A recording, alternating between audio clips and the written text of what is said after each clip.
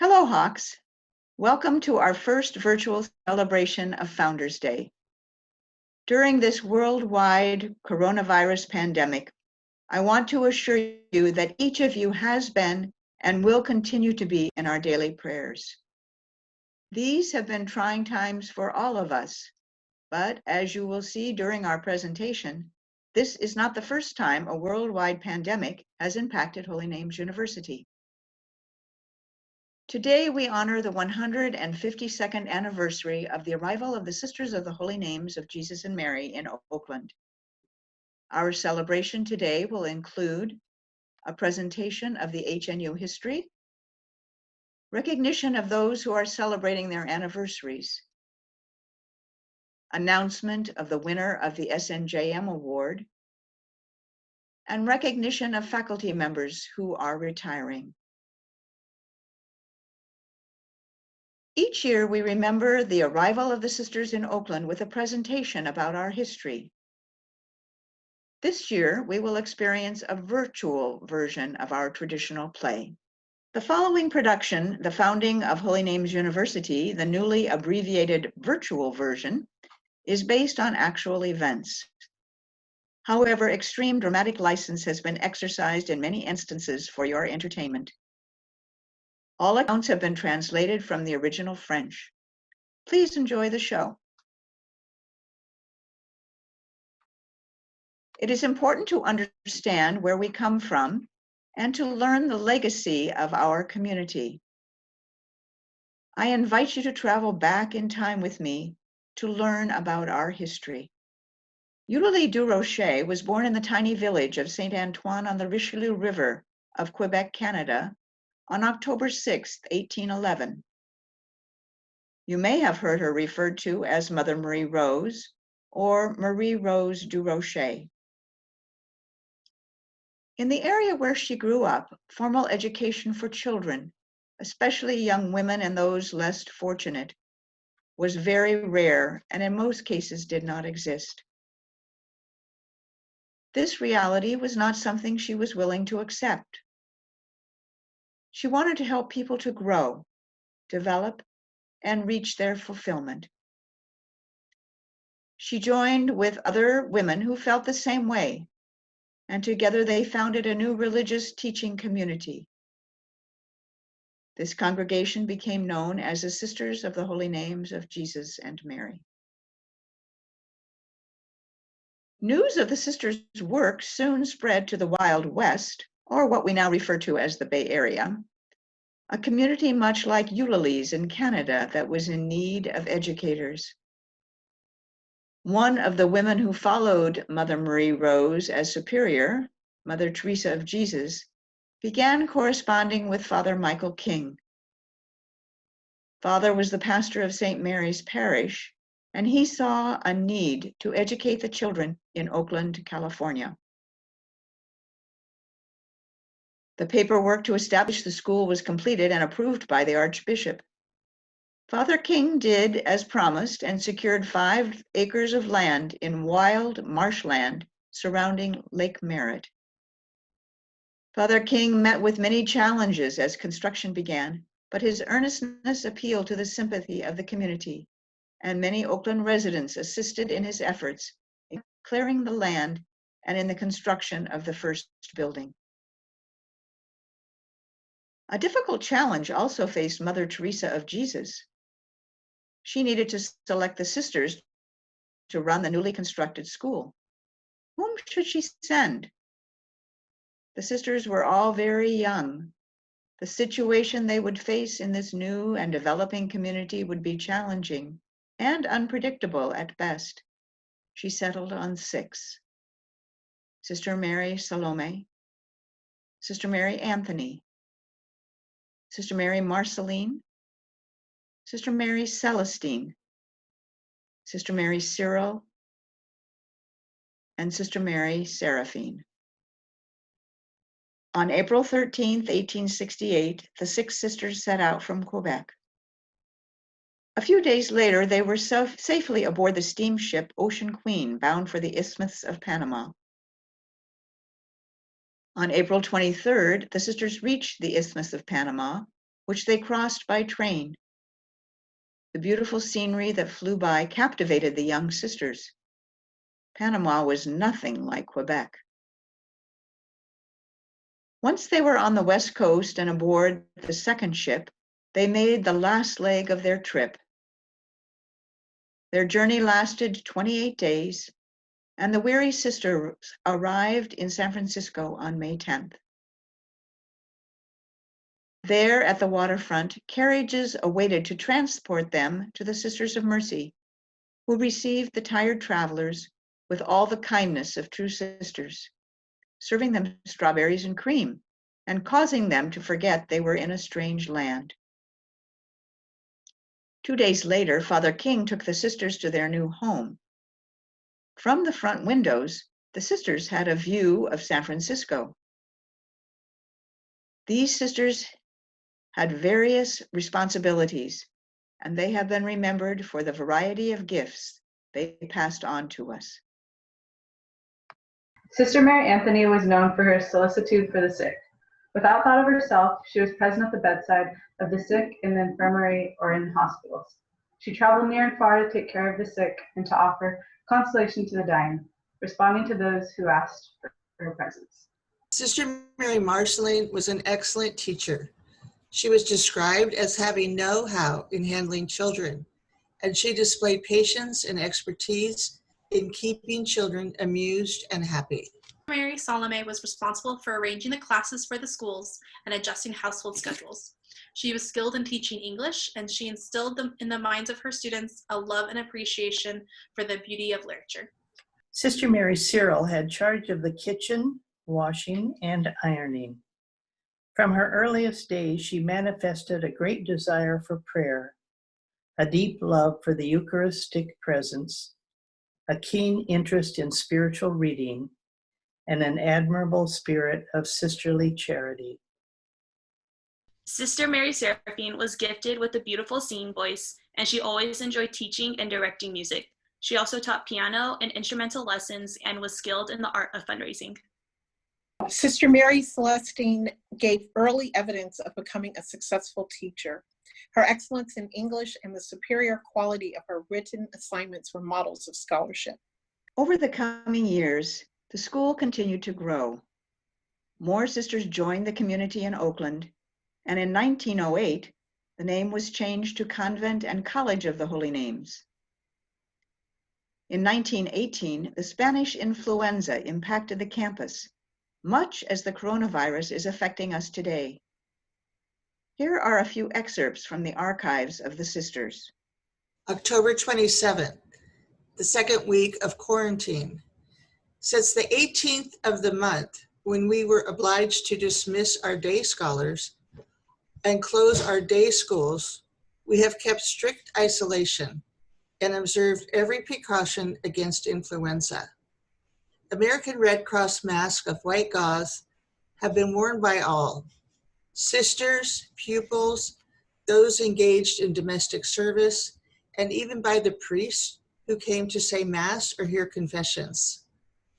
Thus far, we've been entirely free from the epidemic. As much as possible, sisters and pupils are keeping in the open air for work and study, and classes are being conducted outside. October 29th, call for our assistance. The distress in so many homes and the crowded condition of the hospitals has summoned helpers from every rank of life. And today we received a call to come to the aid of the Christian Brothers Boys of Peralta Hall, Berkeley. 65 boys have been stricken, and the nurses and attendants being Christian Scientists, the situation has been deplorable. Our Mother Provincial answered the summons with all charity. Sister Marie Rosara, a certified nurse before her entry, gave lessons to the care of the sick to selected sisters, and 4 sisters from St. Mary's School and 3 from Oakland House have gone to meet the emergency at St. Joseph's School, Berkeley. The sisters will attend the patients during the day and return at evening to St. Mary's School. Protected by masks and wearing all aprons and white veils, they will devote themselves to the sick boys while using every precaution themselves to avoid contagion. November 1st, death of Sister Mary Regis. Although our own Oakland home has been so marvelously spared, our sisters of San Francisco have lost one of their number through the fatal sickness now raging. Sister Mary Regis, one of the sisters who came to us from Ireland exactly 11 years ago, passed away at St. Mary's Hospital on November 1st at 12:45 a.m. Sister's illness was of short duration. A cold from which she apparently recovered was succeeded by a relapse, which quickly developed into pneumonia. As soon as the case was seen to be serious, Sister was taken to St. Mary's Hospital that nothing might be spared for her recovery. While still conscious, she received the last sacraments, after which she grew rapidly worse, and on All Saints' Day, the anniversary of her arrival in Oakland, she passed to her reward. Her sudden taking off has been quite a shock to sisters and pupils. November 25th, reopening of parochial schools. In accordance with the decision of the Catholic Superintendent of Schools, Reverend Ralph Hunt, our parochial schools reopened today. The attendance was most satisfactory. Both teachers and pupils wore masks. The sisters report most favorable health conditions in the homes of the pupils. December 31st. In all future ages, the year 1918 will be remembered as the year of the end of the Great War, and as a year of anxiety, sickness, and mourning, as well as of gladness and triumph. January 30th, 1919, return of day pupils. After having been quarantined since Christmas, our day pupils have been allowed to return to classes today. And our story continues. The college continued to expand and conferred its first BA degree in 1926. When the college moved to Mountain Boulevard in 1957, it was a women's college known as College of the Holy Names. During this time, the campus community continued to grow and diversify. Outreach to international students and the addition of competitive athletic programs furthered this diversity. As the campus grew, the sisters began to change in appearance. Although the number of sisters currently working at HNU has diminished, inherently they have remained the constant fixture of a Holy Names education. To close our story today, the 6 founding sisters each have a final message for us. Our story does not end here. It continues today and into the future through each of you. Our story does not end here, and it continues today and into the future through each of you. Our story does not end here. It continues today and into the future through each of you. Our story does not end here. It continues today and into the future through each of you. Our story does not end here. It continues today and into the future through all of you. Our story does not end here. It continues today and into the future through each of you. Before we celebrate and recognize those full-time employees who have anniversaries this year, the Founders Day Committee would like to acknowledge the important contributions that our adjunct faculty members make to our community. This year, over 160 adjunct faculty help to impart our mission through the courses they teach. Today, we recognize members of the School of Arts and Sciences, the School of Business and Applied Social Sciences, the School of Education,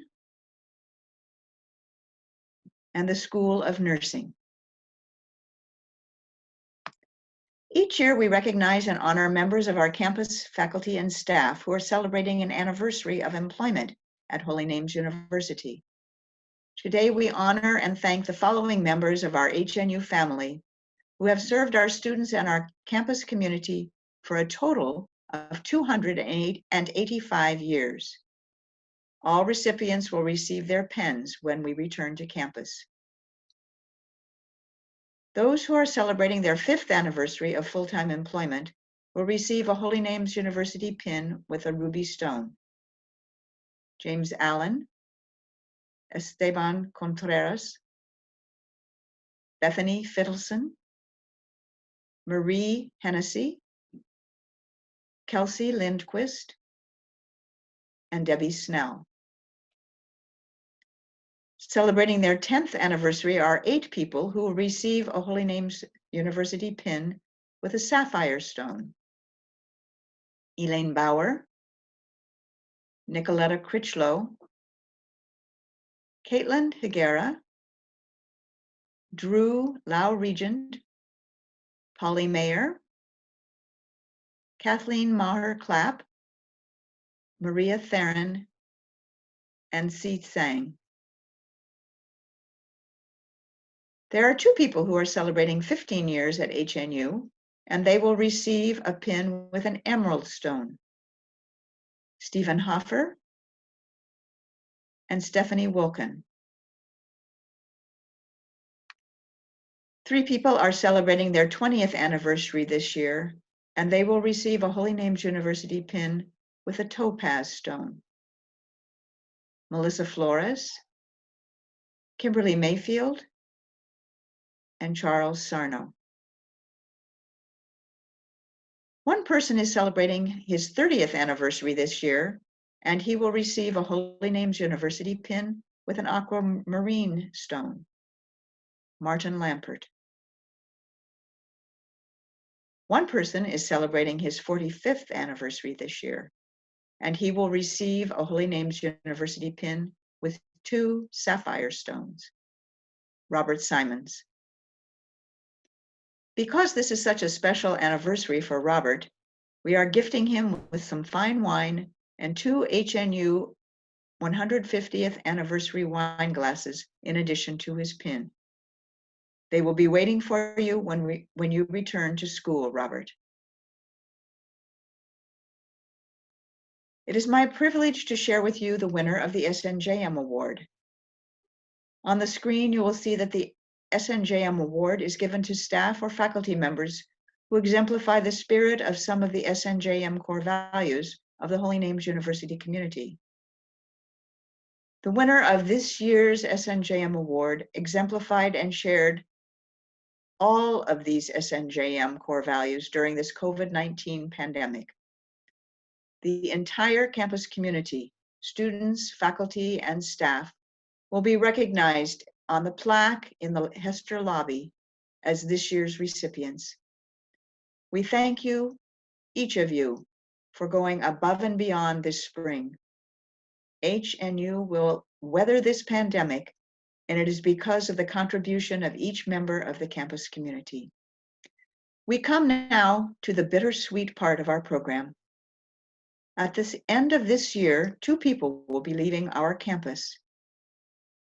Sister Maureen Hester, faculty emerita in the psychology department and faculty mentor extraordinaire, has decided that she will no longer share in the daily life at the campus as she has done so generously for many years. Sister Maureen, we have prepared for you a special book of thoughts, memories, and best wishes from your HNU colleagues. We will make sure you receive it when we are able to get it to you personally. Dr. Stephen Hoffer will be retiring from HNU after teaching in the music department for 15 years. The campus community has helped us identify special qualities of Steve. We have created a word cloud plaque that we think describes you, Steve. It will be sent to your home, along with a picture of you conducting your sesquicentennial concert in 2018. Finally, in your honor, we are placing a plaque with your name in front of the stage of the VCPA in honor of the many years you conducted the HNU Orchestra. We don't know how to thank you enough for all you have contributed over the past 15 years to Holy Names University. Sister Maureen and Steve, know that you take our love and best wishes wherever your next journeys lead you. Thank you for joining in our celebration today. As we end this celebration of our founding, I would like to thank the members of the Founders Day Committee who have been instrumental in helping helping with all the details of today's celebrations. Ivy Alfaki, Pat Barton, Kathleen Clapp, Christina Kobaruvias, Casey La Barbara, Sister Carol Nicholas, and Von Segerberg, as well as our guest member of the play, Matea Carvero. We close with a final message for everyone.